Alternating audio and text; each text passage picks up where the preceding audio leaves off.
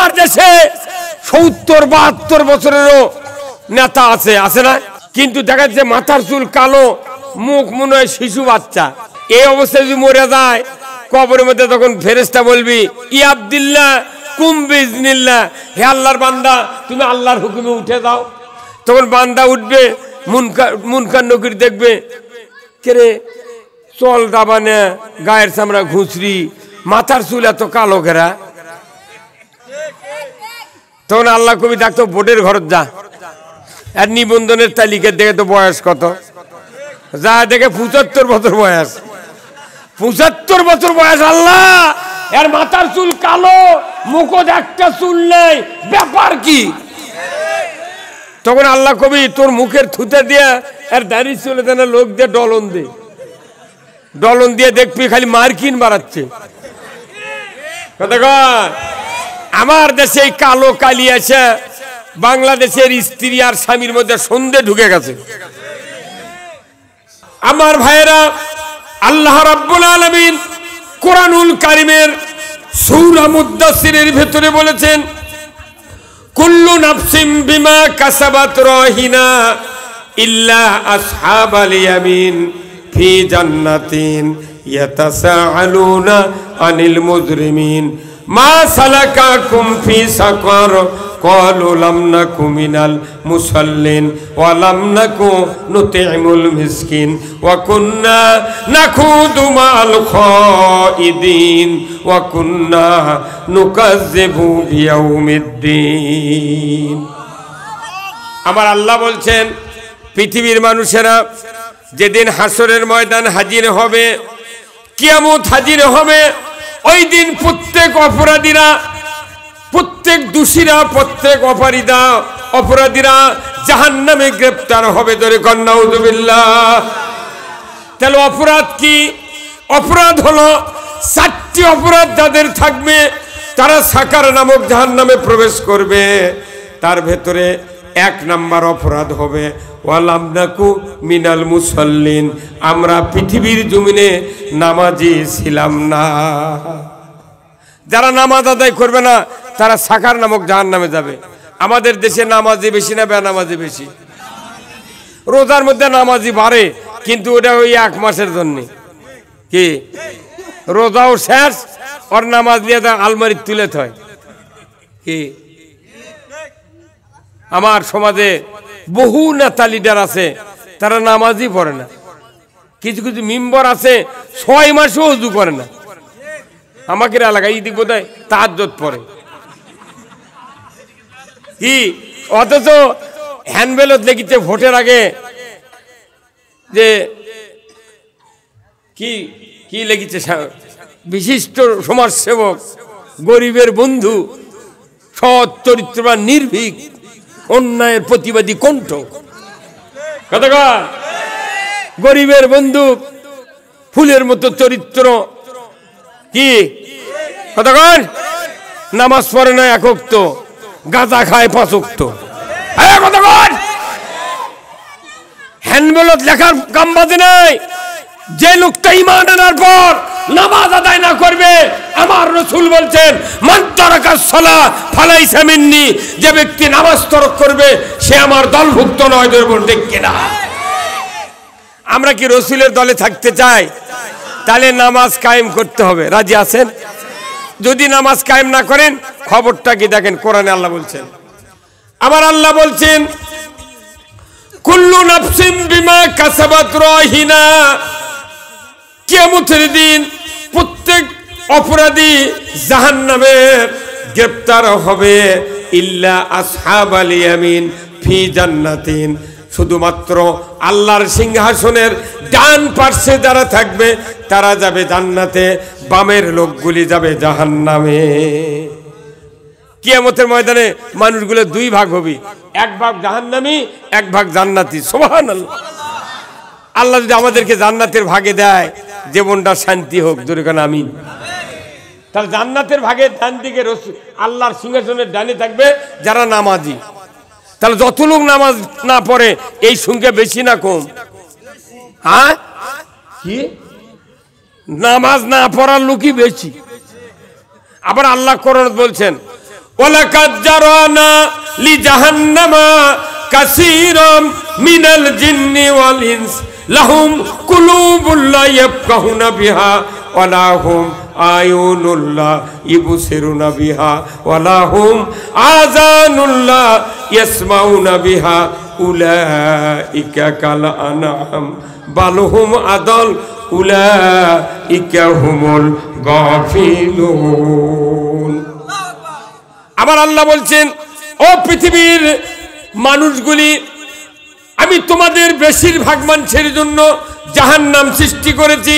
ও জিন জাতি, তোমাদের বেশিরভাগের জন্য জাহান্নাম সৃষ্টি করেছি। আল্লাহ নিজে বলেছেন জাহান্নামে যাবে তারাই যাদের অন্তর আছে সব বোঝে, নামাজ বোঝে না, ইসলাম বোঝে না, নবীর আদর্শ বোঝে না, কোরআন দিন বোঝে না। কথা ঠিক কিনা? ভালো মন্দ লস লাভ সব বোঝে, কিন্তু কোরআন ইসলাম বোঝে না। এরকম লোক আছে না? নেই? এমনি বক্তৃতা দিবার লাগে দেন, চাপার দেশকে লড়ে ফেলে দিচ্ছে, কিন্তু আসল কথা বলে না। আমার ভাইরা, 2 নম্বর, ওয়ালাহুম আয়ুনুল লা ইবসিরুনা বিহা, 2টা দৃষ্টি শক্তি সম্পন্ন চক্ষু কে দিয়েছেন? এই চোখের কত দাম জানেন? এই চোখটার দাম এখনই যদি পিজি হাসপাতালে আপনি বেচতে যান 3 লক্ষ টাকা দিবে। মাত্র 50 গ্রাম দুটা চোখের দাম 3 লক্ষ টাকা। 50 গ্রাম যদি 3 লাখ হয়, তাহলে 1000 গ্রামের দাম কত হয়? হ্যাঁ, 1000 গ্রামের দাম, হ্যাঁ, 50 গ্রামের দাম 3 লাখ, 100 গ্রামের দাম 6 লাখ, তাহলে 1000 গ্রামের দাম। এই মানুষের বডির এই গোস্ত পার্স এগুলো 60 লাখ টাকা কেজি। 60 লাখ টাকা কেজির কোনো চোষা নেই। বাদাম কিনলে অর্ধেকই ফেলে দেওয়া লাগে। এই মানব দেহে এমন ভাবে আল্লাহ বানাছে যার কোনো চোষা নাই, চোষারও দাম বেশি। এই চোষা খাবার ফর্সা বানানোর জন্য কত কসমেটিক লাগায়। মানব দেহের 1 কোনা পরিমাণ কোন পার্স কেউ ফেলে দিতে পারবে না। কি দেহর দাম! এই মানবদের মুখের ভেতরে একটা জিহ্বা আছে, সামান্য নরম একটা জিহ্বা, যেটাতে আমরা কথা বলছি। এই জিহ্বা বোবা লোকেরও আছে, আছে না ভাই? যারা বোবা লোক তার করে জিহ্বা আছে, আপনারও জিহ্বা আছে। ওই কি অপরাধ করছে যে ওর বোবা মানে থা লাগবে? হ্যাঁ, কি কারণে? তার মানে কি আল্লাহ যাকে চান তাকে জবান দেন, যাকে না চান তাকে বোবা বানান।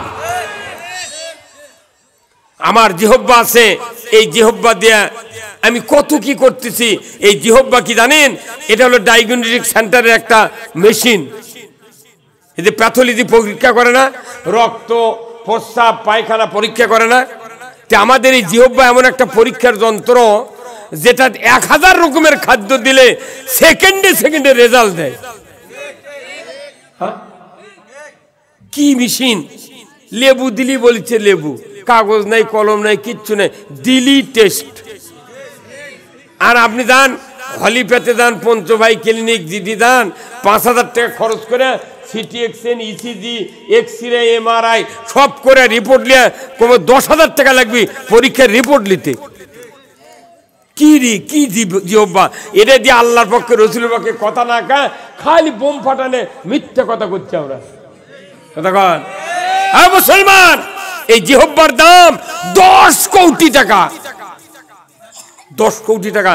এত জিহ্বা, কয়েক লক্ষ সেল আছে জিহ্বাতে, যেটা দেখবেন আয়না দিয়ে দেখবেন জিহ্বার উপরে ফুটি ফুটি কি যেন উঁচু আছে দেখবেন।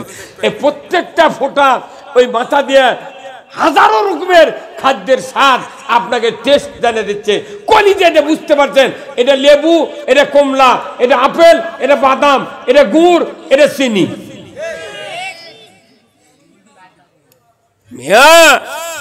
এত বড় পার্স পায়া আপনি নামাজ পড়লেন না, রোজা করলেন না, আপনি মনে করছেন যে আমি যা বুঝেছি তাই বোধহয় আমি 100 নো।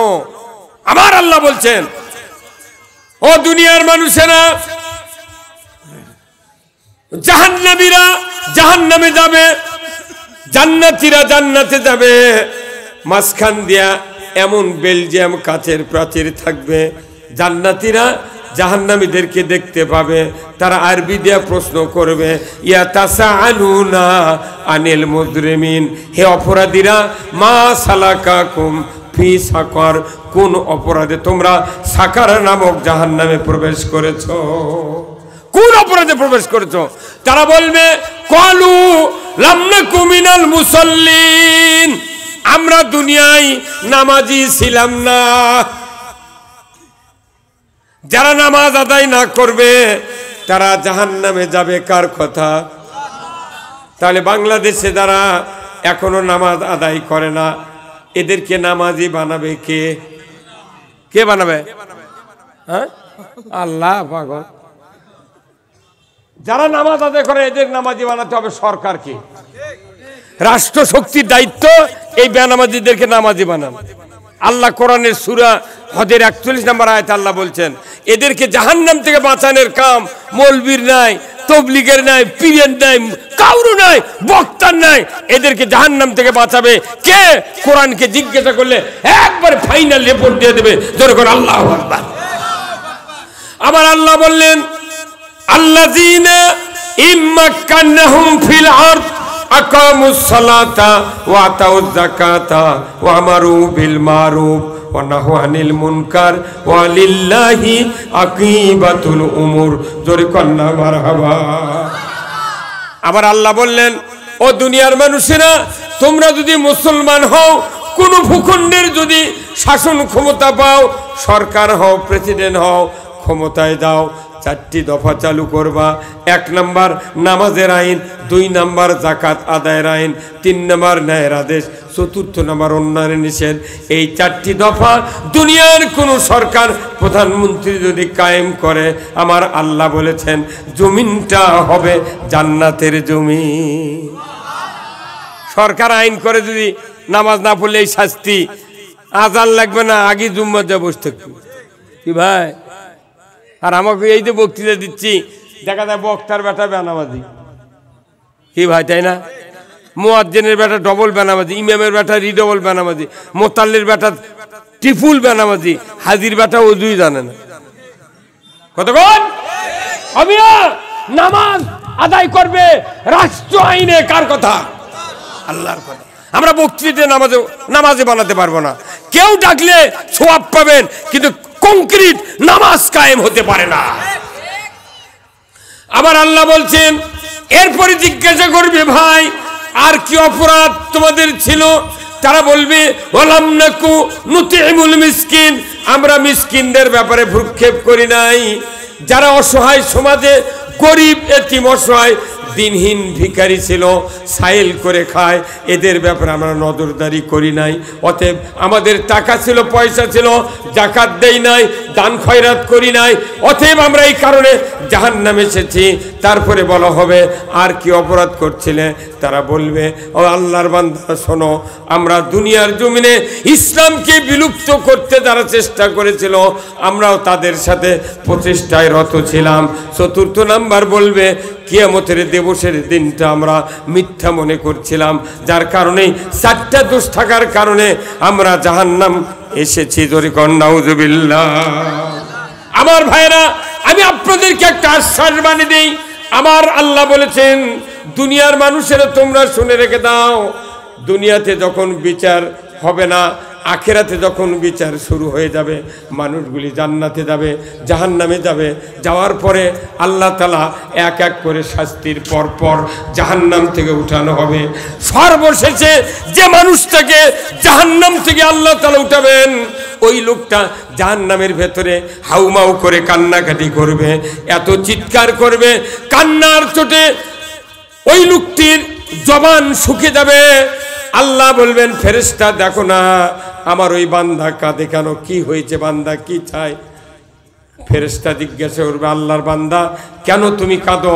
তুমি তো দুনিয়ায় অপরাধী ছিলে, কেন তুমি কাঁদো? বলে, আল্লাহর ফেরেশতা জাহান্নামের আযাবের চোটে, আগুনের উত্তাপে আমি বারবার পুড়ে যাই, অঙ্গার হয়ে যায়, ছাই হয়ে যায়, আবার আমাকে জীবিত করা হয়, আবার চামড়া পুড়ে দেয়, আবার জীবিত হয়।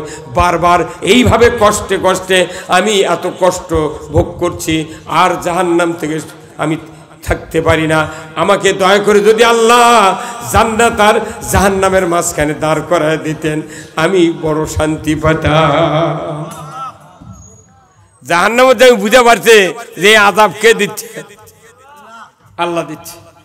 এরপরে এই লোকটিকে আল্লাহ বলবেন, ফেরেশতা এই লোকটাকে জান্নাত জাহান্নামের মাঝখানে দাঁড় করে দাও।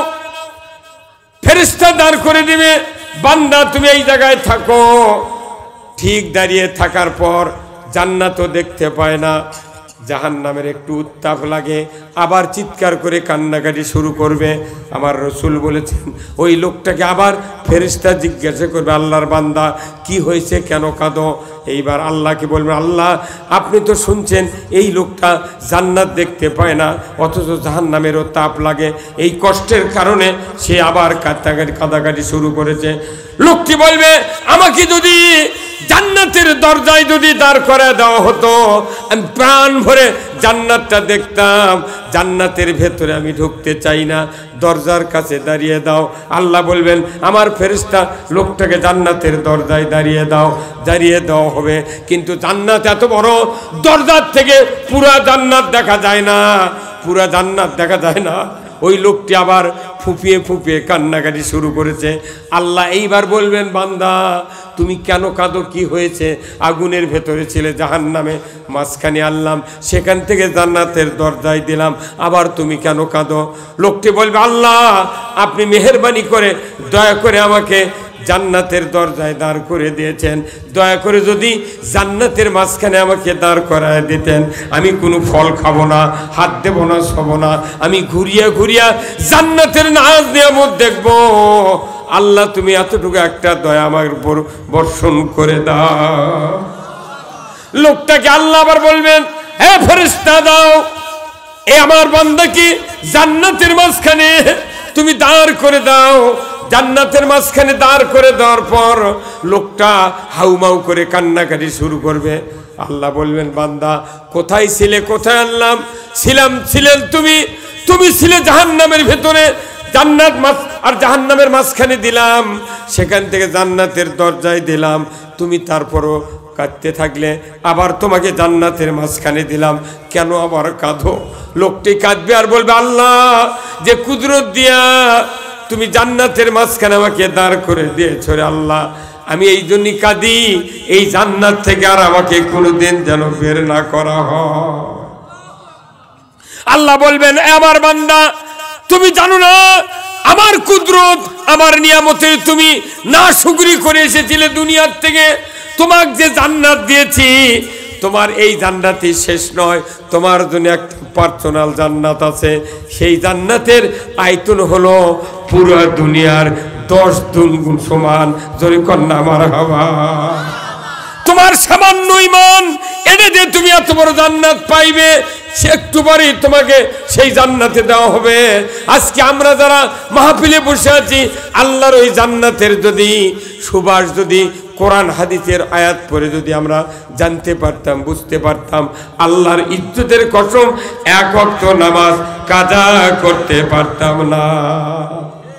নামাজিরও নামাজ মিঠা, মুসল্লির মিঠা ওযু, বেনামাজির গান মিঠা, সুরের মিঠা কসু। আমার ভাইরা, আজকে যে মাদ্রাসার মাহফিল, এই মাদ্রাসার যত ছাত্র পড়ে, আপনার আমার বাড়িতে যে সন্তান আছে মাদ্রাসা ছাড়া পড়ে, বলুন তো ওই মাদ্রাসার ছাত্র কি নামাজের জন্য কোনো চাপ দেওয়া লাগে? লাগে না। ওই মাদ্রাসার ছাত্র যখন বাসায় যায়, মাদ্রাসার হুজুর বলে, বাবা তুমি বাড়িতে যাচ্ছ, বাবার সাথে দেখা হলে তুমি সালাম দিবে, মায়ের সাথে দেখা হলে সালাম দেয়া কদম বুঝি করবে। আর বলুন তো প্রাইমারি থেকে ভার্সিটি পর্যন্ত যতগুলি ছাত্র লেখাপড়া করে, কোনোদিন কি টিচার বলে, বাবারে বাড়িতে যা, বাবা মাকে সালাম দিও, কদম বুঝি করো? কেউ কয়? হ্যাঁ, কিচ্ছু কয় না। যারা সালাম দেয় না, কদম বুদ্ধি করে না, এর কোনো সরকার বেতন দেয়। আর যারা বাপক সালাম দেয়, মাওক সালাম দেয়, কোরআন মুখস্থি করে, এক্ষুনি পাগড়ি দেওয়া হলো। এই ছাত্রগুলা খেজুরের পাতার পাটি শুয়ে থাকে, ফ্যান নাই, খেসারির ডাল আর হলো ছাঁচিলাও খায়া, রুমানা আলু খা, এদের শেষ।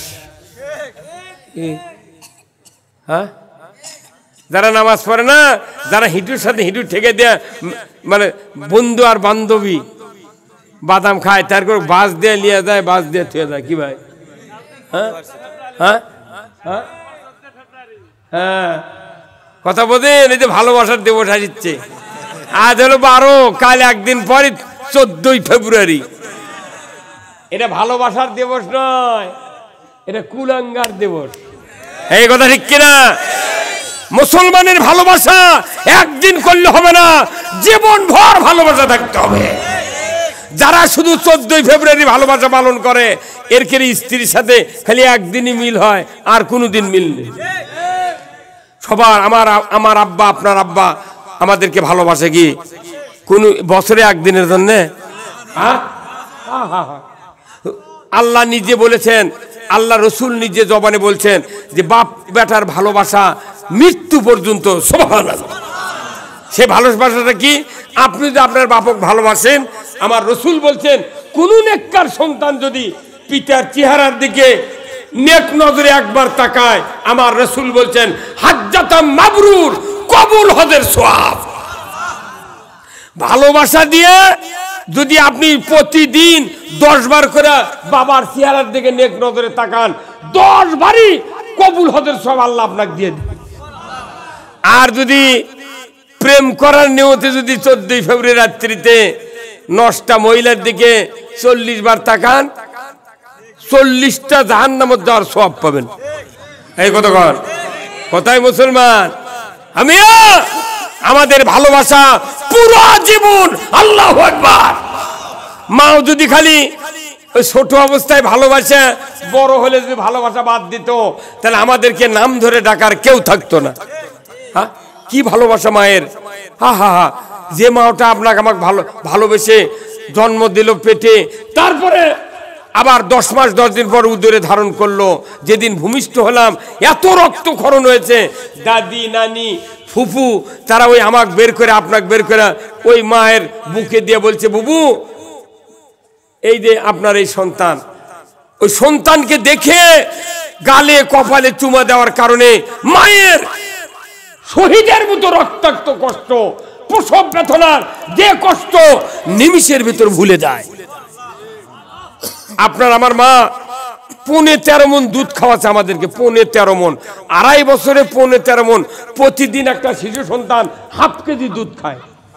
কয় কেজি? হাফ কেজি দুধ দিয়ে আমাকে মানুষ করছে। মায়ের শরীর বাজা গেছে। দেখেন একটা গাভী যদি গাভীন অবস্থায় থাকে, বিয়েনের পর বাজা যায় না ভাই? যতই ভুসি খিলেন, আপনি দুধ দিয়ে খাচ্ছেন, বাছুর খায়, দেখা যায় গাভী খালি বাঁচতেছে। গরুটাও বোঝা বোঝা খের খায়, সেটা যদি বাজা দেয়, আর আপনার মা 1 পোয়া চাউলের ভাত খায়, ওই আছে যে বাচ্চা আল্লাহর রহমত দিয়ে, সেই মা আপনাকে আমাকে 2.5 বছর দুধ খাওয়ালো, 5 বছর ম্যাথরে কাজ করলো, কত কি আদর যত্ন করে তেনা দেয়া জোরে আমাদের মানুষ করলো। আগেকার যুগে তো সন্তান হলে তেনাখানি দিয়ে সব প্রস্রাব পায়খানা ধরতে ছিল, কথা ঠিক কিনা? এখনকার তেনা আছে, এখন প্যাম্পাস। আমার বাড়ির কাছে ওইরকম একটা সন্তান আছে বুঝছেন, নতুন প্যাম্পাস যখন নামে আজ থেকে 5 বছর আগে আমার কাছে বলছে, হুজুর একটা তেল পরে দেন তো। কে? শোল রাত্রে ঘুমই পারে না। তখন আমি আমার বাড়ির কাছে একটা দায় দিয়েছিল, তাকে বললাম যে দাদি আপনারা জানতো 20টা টাকা দেবো নি, যে সন্তানের জন্য তেল পরালি বেড়াচ্ছে, ওরকে বাড়ির চারিদিকে না ঘুরে দেখেন তো কোনো টোপলা টোপলা পরে আছে নাকি। ওই ঘুরে আসে করছে, আছে লাতি কি আছে? কোথায় দিন কাপড়ও বোঝা যায় না, পলিথিনও বোঝা যায় না, খালি টোপলা 1 কেজি 100 কেজি করে টোপলা পরে আছে, মেলা টোপলা। তখন আমি চিন্তা করি এটা প্যাম্পাস, কথা ঠিক কিনা? আচ্ছা প্যাম্পাস যদি এই 18 বা 20 ইঞ্চি একটা সন্তান যদি উড়াতের ফাঁক দিয়ে প্যাম্পাস পরে দিয়ে মা ও বাপ যদি শুয়ে থাকে সারা রাত, টানা বদলান লাগবে না, খালি ওরি মুড় পেশাব পায়খানা করে যা করে করুক, আর শোলের দিক হচ্ছে না। এই শোল বড় হলে বাঁচাবে, হ্যাঁ এই বাঁচাবে। আগেকার দিকে সন্তান তেনাখানিত মানুষ আছে, এরা বাপ মা বেশি ভক্তি করছে। আর যারা প্যাম্পাসের সন্তান আর ফিডারের সন্তান, এরা 10 বছরই পেটন শুরু করেছে। এই কতক্ষণ দেখা আমি জয়পুরহাট গেছিলাম মাহফিল করবেন, এক যুবক মানুষ এসে বলছে, হুজুর আপনারা তদবির করে দিলেন কি? আমার একটা সন্তান আছে 13 বছর বয়স, আমার কথা শোনে না, ভালো মন্দ কথা বলি, কি রাগ করে মনে আমাকে মারবি। আমি তখন বললাম, ভাই আপনার এই সন্তান কি মায়ের পেট থেকে বের হওয়ার পর কি বুকের দুধ খাচ্ছে না কি খেলেছেন? কইছে হুজুর ড্যানো খাচ্ছে। ড্যানো খাচ্ছে। আমি কোন ড্যানো মানে? আমি তো চিনি না। আমি চিনি তো, তারপর ড্যানো কইছে যে গরু দাগান আছে, ওরে গরুর দুধ খাচ্ছে। তা আমি কোন আপনার 13 বছর আপনার রাগ করে, চোখ দিয়ে গরম দেখায়, তাহলে আপনার এই সন্তানক মায়ের দুধ খাওয়াননি, তাহলে মায়ের সাথে বাপের সাথে ওর মহব্বত তো হচ্ছে না। আপনার ভাগ্য ভালো, আপনাকে একদিন যে ঢিসে মারে ফেলে দেয়নি। কতক্ষণ আমার একটা সন্তানক মাও দুধ না দিয়ে গরুর দুধ খিলাচ্ছে, তো গরুর দুধ খাওয়া মানে কি গরুর লাগান আচরণ ওর হবি। কতক্ষণ আমার দেশে অনেক মহিলারা বলে, আপনাকে এটি বলে না, যেমন আছে তেমন রাখবো, নষ্ট করব না। এই কথা কয়। আর এক গ্রুপ কয় যেমন আছি তেমন রব, বউ হব না রে। কথা ঠিক কিনা? আপনার কষ্ট করে আপনার বাপ মা মানুষ করেছেন। আমার রাসূল বলছেন সবচেয়ে বড় অফার হলো বাবার চেহারার দিকে যদি কেউ নেক নজরে তাকায়, প্রতি নজরে নজরে হজের সওয়াব। আর মায়ের পায়ের তলে আল্লাহর জান্নাত। আল জান্নাতু তাহতা আকদামিনা উম্মাহাতিকুম। দুনিয়াতে 2টা মানুষ আমাদের কাছে সবচেয়ে প্রিয় হবে, তিনি হলেন পিতা আর মাতা। আল্লাহ রসুলের পরে মা আর বাবা, ধরে বলতে কিনা আছে কি কেউ? এই যে শীত গেল, বাপ মা যার বেঁচে আছে, বাপ মা ওই 2 জোড়া মুজা কিনে দিয়েছেন, ফুলাতা গিঞ্জি কিনে দেয়া, মেরিলের কোটা কিনে দিয়েছেন। ইনকে কয়জন আছেন এই বাংলাদেশ হাত তুলবার? কয়জন পাওয়া যাবে? স্ত্রীর কসমেটিক কিনে দেওয়ার হাউস মেটেনি। দৈনিক ফেয়ার অ্যান্ড লাভলি কসমেটিক সোনু ইডে ওটা মেকআপ দিচ্ছে, তুই খালি 9 ইঞ্চি খালি সাদা আঁকবো, ইদিক পাও ফাটে যায় দেখ। স্ত্রীর খেদমত করেন, মায়ের খেদমত করেন। মায়ের জাতির কত দাম জানেন আমার ভাইয়েরা?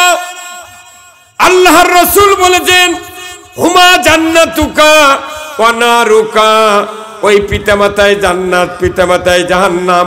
যদি সন্তান কোরআনের হাফেজ হয়, কোরআনের আলিম হয়, আপনার সন্তান যদি চরিত্রবান হয়, আপনার খেদমত করবে, আপনার ইহসান করবে, আপনার সাথে ভালো ব্যবহার করবে।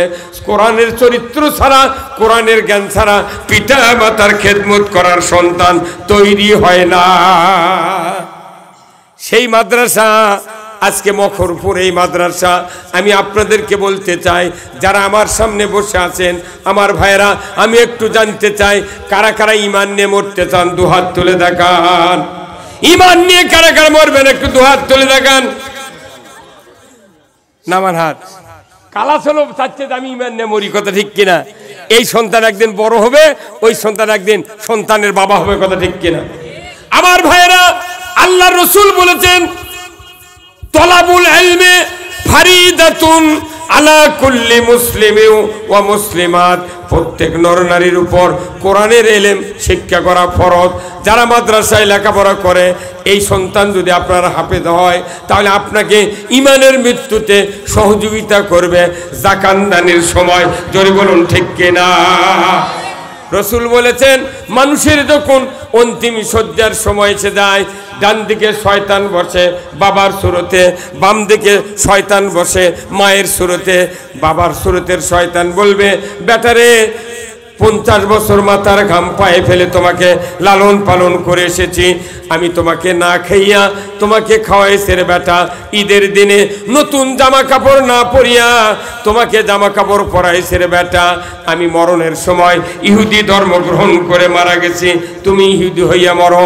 মায়ের সুরতের শয়তান বলবে, রে বেটা আমি 60 বছর তোমাকে লালন পালন করেছি, আমি 2.5 বছর দুধ পান করাইছি 15 মণ, তোমাকে আমি 5 বছর মেথরের কাজ করেছি। কঠিন শীত থেকে বাঁচানোর জন্য আমি বুকের উপর করে তোমাকে সারা রাত উষুম দিয়েছি রে বেটা। আমি মরণের সময় নাসারা ধর্ম গ্রহণ করে মারা গেছি, তুমি নাসারা হইয়া মরো। বলুন তো, দুই দিকের দুই শয়তানের কথা শোনা যাবে? যদি কোন যাবে?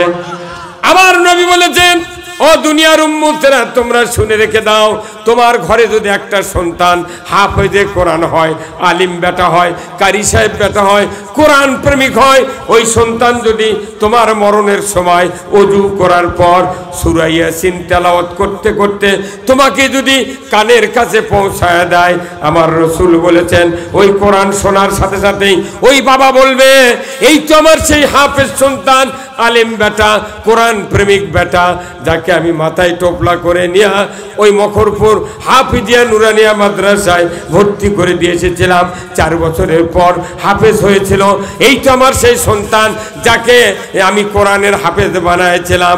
ওই মরণের সময় আপনার সন্তান যদি আপনার কানে কোরআনের আওয়াজ দিতে পারে, রসুল বলেছেন ওই শয়তান তীব্র গতিতে ভাগিয়ে যাবে। রসুল মদিনার থেকে এসে বলবেন, আমার সৌভাগ্যশীল উম্মত, তুমি আর কষ্ট করো না, তোমার কোনো চিন্তা নাই, দুঃখ নাই, তুমি আমি রসুল আমার চেহারা দেখো আর কালেমা পড়ে পড়ে তুমি ইমানের কোলে ঘুমিয়ে যাও। কোরআন শিখো, শিখাও ছেলে মেয়েকে, ওহে মুসলমান, জান কবজের কালে তোমার হইবে আসান, জান কবজের কালে তোমার হইবে আসান। কোরআন শিখে দেবে নিজের সন্তানগুলিকে। আজকে বাড়ি বাড়ি হাফেজ হওয়া উচিত ছিল, কথা ঠিক কিনা? কিন্তু দেখা যায় যেখানে হাফিজে মাদ্রাসা, সেই গ্রামের লোকজন মাদ্রাসা পড়ায় না। কি কি কথা কোন না, ওই গাইবান্ধা, ওই পোরশা, সাপাহার, ওই আত্রায় নিতপুরের লোক আছে এটি পড়াচ্ছে, আর আপনার গ্রামত মাদ্রাসা, বাড়ি বাড়ি হাফেজ নাই। তাহলে আপনার তো বাড়ির জানাজা করার লোক নাই, কতক্ষণ? তাহলে জানাজা করার লোক একটা থাকলে আপনার কি উপকার? কোরআন শুনলে মৌতের সময় কি উপকার, এটা আমরা বুঝিনি। খালি সভা করছি, বক্তৃতা শুনিচ্ছি, চলে যাচ্ছে। কিন্তু আসল বক্তৃতা হলো নিজে ইমানের মৃত্যু বরণ করার কারণের জন্য আপনাকে একটা সন্তান হাফেজ বানাতে হবে। এটা রসুলের ওয়াদা দিতে হবে। আমার ভাইরা, রসুল বলেছেন একটা সন্তান কোরআন শোনাবে তোমাকে মৌতের সময়, এমন একটা সন্তান বানাও। এই বক্তৃতা 1500 বছর হলে হচ্ছে, কিন্তু এখনো বাড়ি বাড়ি কোরআনের মৌলবি হাফেজ তৈরি হয়েছে। কেন হলো না? তার মানে কি হাফেজ হলে বেতন নেই? মুয়াজ্জিনি করবি 4000 টাকা বেতন। যদি হাফেজের বেতন হতো 70,000 টাকা, তাহলে মসজিদের মোতাল্লিরা বলতো, বাবা তুই খালি আজান দেওয়া শিখ, চাকরি আছে আমি কি। আর মুয়াজ্জিনি করে বেতন নেই দেখে কয় ফকরে বিদ্যা শিখাবো না, কেজিত পরে বেজি বানাবো। কতক্ষণ? কোথায় মুসলমান? ইমানের মৃত্যুবরণ করতে চাইলে নিজের সন্তানকে হাফেজ বানাতে হবে। যে সন্তানকে পাগড়ি দেওয়া হলো, এমন আরো সন্তান এই মাদ্রাসাতে আছে। আমার রাসূল বলেছেন, ও দুনিয়ার উম্মতেরা তোমরা শুনে রেখে দাও, কোরআনুল কারিমে আল্লাহ তাআলা একটা মুনাজাত নাজিল করে দিয়েছেন। আল্লাহর নবী বলেছেন, ও দুনিয়ার উম্মতেরা, কোরআনুল কারিমের একটা মুনাজাত আমার আল্লাহ পিতামাতার জন্য করা একবারে আদেশ করেছেন। দুনিয়ার যত পিতামাতা আছো আমার কাছে দোয়া করো, রব্বানা হাবলানা মিন আজওয়াজিনা ওয়া যুররিয়াতিনা ওয়া কুররাতা আয়ুনি ওয়াজআলনা লিল মুত্তাকিনা ইমামা। ও দুনিয়ার পিতামাতা, তোমরা তাহাজ্জুদ পড়ে আমার কাছে দোয়া করো, আল্লাহ আমার সন্তান সন্ততিগুলিকে ঈমানের পথে কবুল করো, আর আমার সন্তানকে ছেলেদেরকে তুমি মুত্তাকিদের ইমাম বানাও। মুত্তাকি তারাই তো নামাজ পড়ে কি ভাই, তাই না? তাহলে আপনার সন্তান ইমাম হওয়া লাগবে। আপনার সন্তান যদি ইমামতি করতে পারে, আপনার মৃত্যুর পর আপনার সন্তান জানাজার ইমামতি করতে পারবে, কথা ঠিক কিনা? আর যদি ইমামতি আগে থেকে ট্রেনিং না দেওয়ান, আপনার বেটার জানাজা আপনার আমার ভাগ্যে হবে না। তাহলে আপনার সন্তানকে জানাজার ইমাম বানালে রাসূল বলছেন নিজের সন্তান জানাজা করবে যদি চোখের এক ফোঁটা পানি তার নাকের ডগার দিকে গড়িয়ে গড়িয়ে আসতে পারে, আমার রাসূল বলছেন সাথে সাথে ওই চোখের পানির কারণে আল্লাহ তাআলা পিতামাতার তামাম জীবনের গুনাহ খাটনির ভেতরে মাফ করে দেয়। ধরে কোন আল্লাহু আকবার। অন্য মানুষের বেটা জানাজা করলে কাঁদবে আপনার জন্য কি ভাই? কাঁদবে? একজনের পাও ফুরছে কাঁটা, আর একজন কি কাঁদবে? হ্যাঁ, তাহলে এই মাদ্রাসার এখন বর্তমানে যত ছাত্র আছে এর চেয়ে আরো দ্বিগুণ ছাত্র হতো যদি আশেপাশের সব বাড়ির থেকে একজন করে ছাত্র আমরা মাদ্রাসায় দিতাম, কথা ঠিক কিনা? তাহলে আপনার দায়িত্ব আপাতত একটা সন্তানক আলেম বানাতে হবে, হাফেজ বানাতে হবে। একজন হাফেজ সন্তান আপনার যদি তৈরি করা থাকে, এই সন্তান যদি হালালকে হালাল জানে, হারামকে হারাম জানে, কিয়ামতের দিন পিতামাতার মাথায় নূরের তাজ। এক্ষুনি দেখলেন না ওই হাফেজের পিতার মাথায় কি দেওয়া হলো? টুপি দেওয়া হলো হাফেজের বাবার মাথা। তাহলে দুনিয়ার থেকে টুপি দেওয়া শুরু আছে। রাসূল বলছেন এই হাফেজ সাহেবের বাপ এবং মায়ের মাথা কিয়ামতের দিন নূরের তাজ পরিয়ে দেওয়া হবে। এতে কি চারটিখানি কথা? হ্যাঁ, এটি দুনিয়াতে বাপের মাথার টুপি দিছে, তাই আপনারা মনে মনে বলতেছেন যাক ইনকে একটা সন্তান যদি আমার হতো জীবনটা ধন্য হতো, কথা ঠিক কিনা? আপনি জানেন এই হাফেজের কত দাম? এই হাফেজগুলো যে মাদ্রাসাত পড়তেছে, রাসূল বলছেন এই হাফেজ যখন রাস্তা দিয়ে হেঁটে হেঁটে যায় তো রহমতের ফেরেশতা পাখা বিছিয়ে দেয়। আল্লাহ বলে এই ফেরেশতা আমার এই তালবে ইলম কোরআনের হাফেজ যারা হবে, কোরআনের জ্ঞান যারা অর্জন করছে, এদের পায়ে যেন কোনো জমিনের ধুলা না ভরে, তোমরা পাখা বিছিয়ে দেবে। ওই পাখা পা দিয়ে দেয়া জাগিরদের বাড়ি যাবে, ভাত আনবে, আবার আসবে পাখার উপর পা দিয়ে দেয়া, এদেরকে তোমরা নিরাপদে রাখবে। ধরে কোন সুবহানাল্লাহ। এত বড় দামি লোক তালবে ইলমের এই কোরআনের ছাত্ররা, ধরে কোন সুবহানাল্লাহ। সেই মাদ্রাসা আপনার এখানে আছে। অন্ততপক্ষে যার যার ইচ্ছা আছে আমি মৃত্যুর সময় ঈমান নিয়ে মরবো, আমি হাসরের ময়দানে নূরের তাজ পরবো, খাটনিতে জীবনের গুনাহ মাফ পাবো, এমন আশায় নিজের সন্তানগুলিকে অন্ততপক্ষে একজনকে হাফেজে কোরআন বানাতে হবে। কারা কারা রাজি আছেন দুহাত তুলে আল্লাহকে দেখা।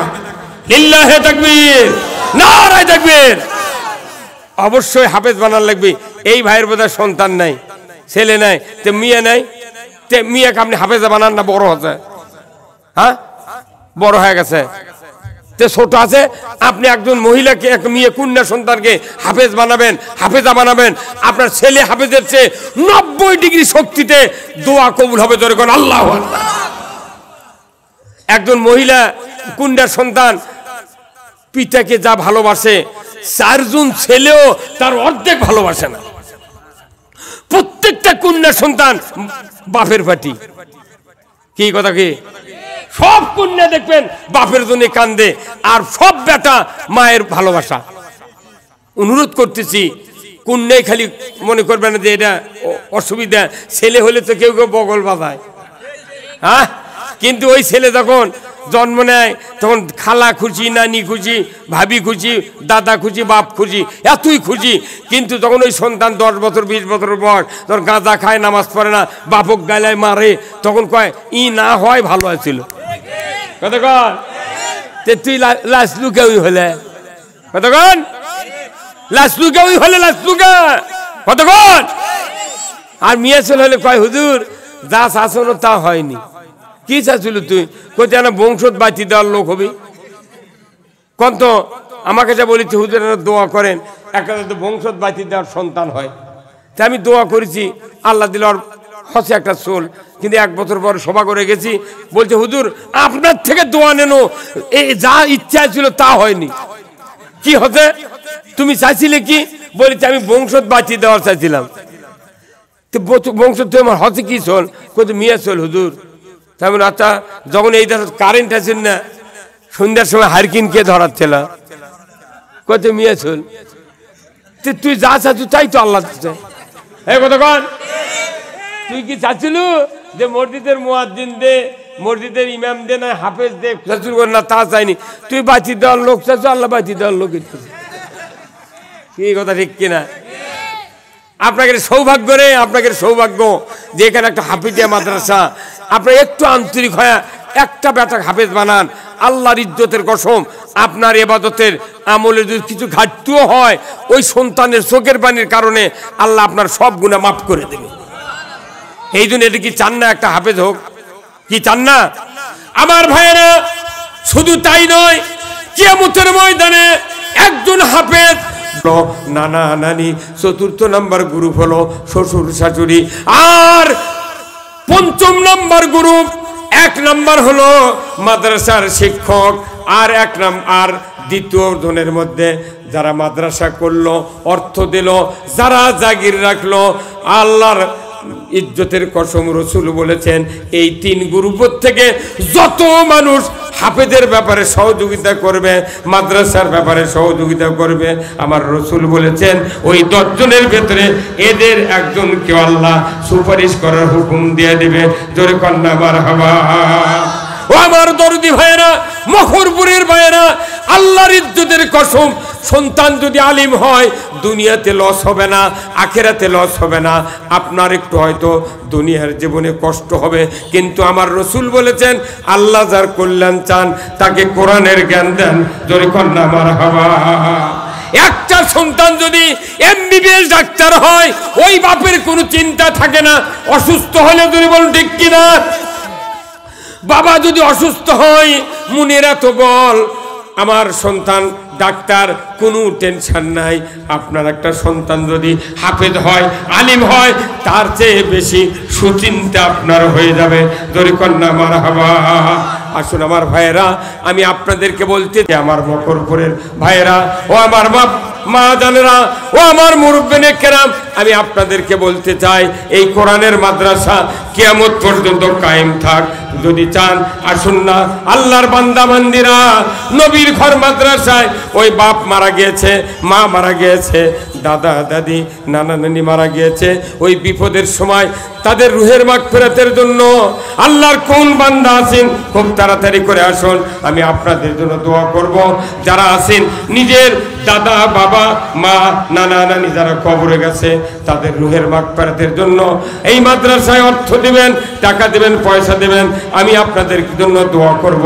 আমি অনেক দূর থেকে এসেছি ভাই আল্লাহর বান্দা বান্দিরা নবীর ঘর মাদ্রাসায় অর্থ দিলে কিয়ামত পর্যন্ত আপনার আমলনামায় সওয়াব লেখা হয় আমার আল্লাহ বলেছেন ওয়াকরাতুমুল্লাহ করদান হাসানা লাউ কাফিরা আন্না আনকুম সাইয়াতিকুম ওয়ালা উদখিলান্নাকুম জান্নাতিন তাজরি মিন তাহতিহাল আনহার আমার আল্লাহ বলেছেন ও দুনিয়ার মানুষেরা তোমরা যদি আমাকে কর্জে হাসানা দাও আমি তোমাদের জীবনের সব গুনাহ মাফ করে দেব আল্লাহর দরবার থেকে গুনাহ মাফ করার জন্য আল্লাহর কোন কোন বান্দা আছেন তাড়াতাড়ি করে আসুন 5000 টাকা 2000 টাকা 1000 টাকা দিবেন আমি আপনাদের জন্য দোয়া করব